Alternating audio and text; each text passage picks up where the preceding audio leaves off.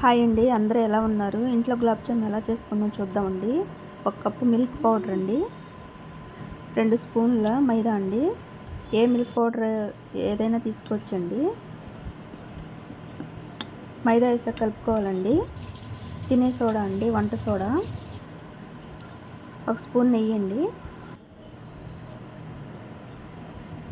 నెయ్యి, వంట సోడా వేసాక కలుపుకోవాలండి. ఇలాగా కొంచెం పాలండి. పాలు ఎక్కువ పట్టవండి. కలిపేసి పక్కన పెట్టుకోవాలండి. కప్పున్నర పంచదార వేసానండి. 2 యాలక్కాయలు. గులాబ్ జామ్కి పాకం రానవసరం లేదండి. పంచదార కరిగితే చాలండి, ఇలా బబుల్స్ రావాలి.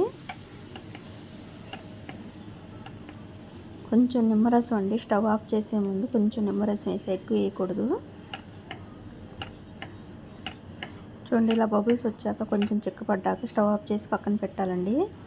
కడాయి పెట్టి ఆయిల్ వేసుకోవాలండి. సిమ్లోనే ఆయిల్ హీట్ చేసుకోవాలండి.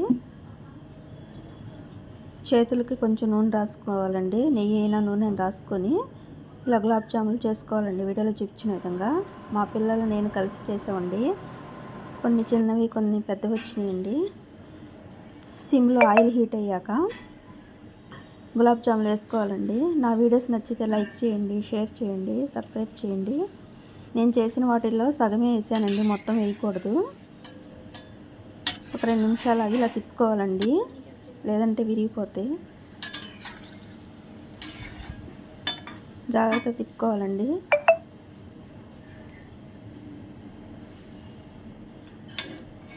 డార్క్ గోల్డెన్ కలర్ వచ్చే వరకు ఫ్రై చేశానండి. మీకు నచ్చితే లైట్ గోల్డెన్ కలర్ వరకు ఫ్రై చేసుకోండి. వేడిగా ఉన్నప్పుడు గులాబ్ జాములు వేసుకోవాలండి. పంచదార సిరప్లో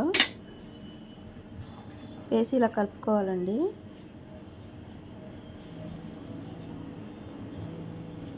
ఒక గంట 2 గంటలు ఆగాక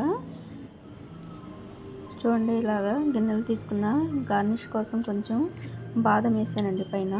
చూడండి ఎంత బాగా వచ్చినాయి, జ్యూసీగా ఉంటాయండి, చాలా టేస్ట్గా ఉంటాయి. ఒకసారి ఇలా ట్రై చేయండి. థ్యాంక్ యూ అండి.